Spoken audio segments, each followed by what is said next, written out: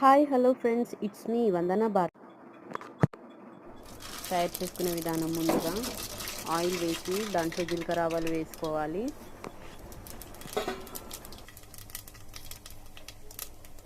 చిటపటలాడక పచ్చిమిర్చి ఉల్లిగడ్డ వేసుకోవాలండి.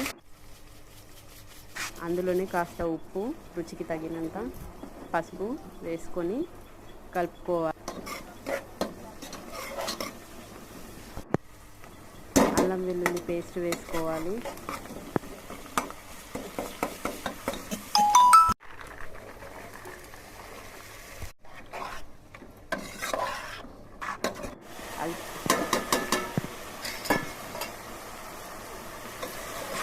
చింతకాయ, టమాటా వేసుకొని కలుపుకోవాలి. కారం, ఉప్పు వేసుకొని కలుపుకోవాలి. కుక్కర్ మూత పెట్టేసి 3 విజిల్స్ వచ్చిన తర్వాత తీసి కలిపేసుకొని దించేసుకోవడం. ఇంకా అంతే, అయిపోయింది.